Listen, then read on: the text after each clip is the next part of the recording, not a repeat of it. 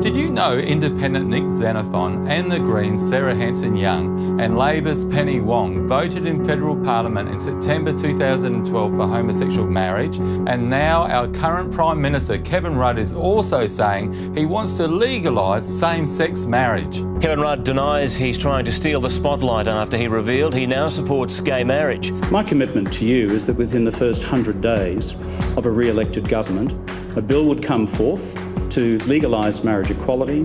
If these politicians really cared about the homosexual community and our society, they would be trying to prevent the epidemic of diseases sweeping across our nation, which are found with extraordinary frequency among male homosexuals as a result of anal intercourse or oral sex.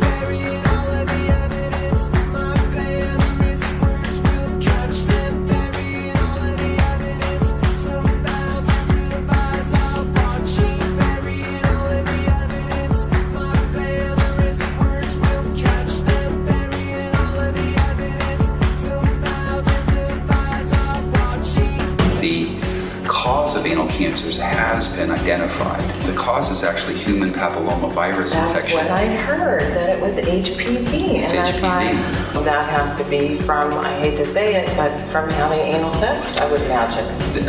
In almost all cases, that would be the presumption. That would be the correct presumption. Wow, that's pretty amazing. I just don't think people are aware of that. No, they're not. New strains of drug-resistant gonorrhea have spread to countries around the world. Scientists reported last year finding a superbug strain of gonorrhea in millions of patients may run out of treatment options unless doctors catch and treat cases earlier. Countries including Norway, Sweden, Britain, France, and Australia are now reporting cases of the STD resistant to antibiotics.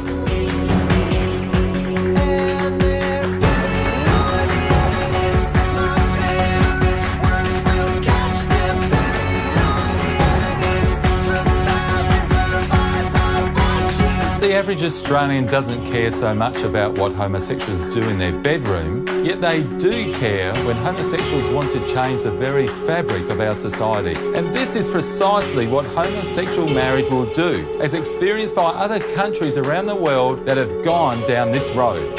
California becoming the first state to pass a law requiring public schools to teach gay and lesbian history. A Lexington father spent the night in jail over a kindergarten controversy.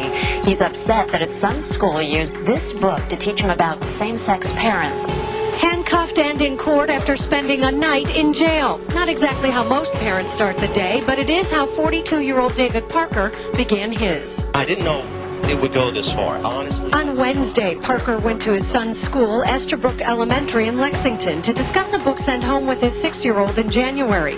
The book describes different types of families, including ones with same-sex parents.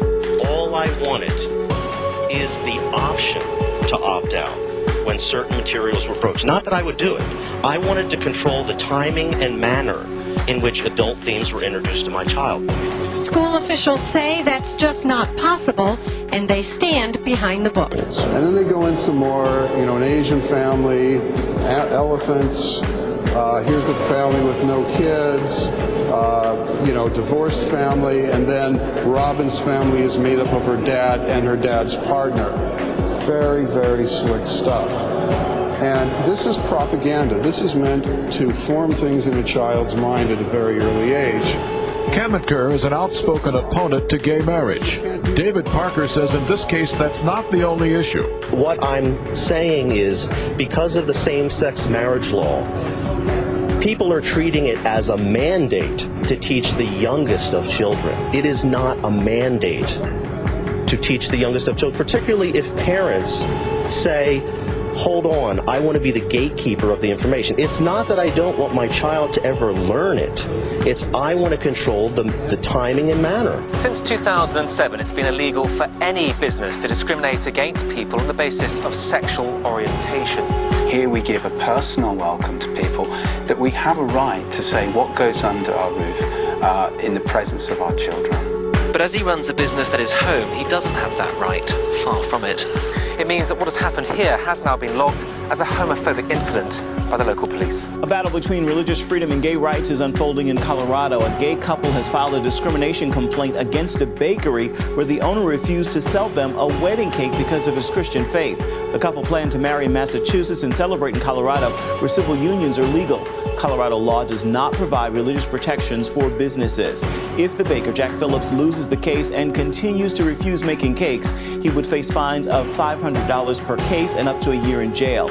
All of this is happening because we as a society have rejected our Christian heritage. We need to stand up against the moral decay that is sweeping our nation and stop politicians like Xenophon and Hanson Young, who are obsessed and hell-bent in pushing through immoral laws into our nation.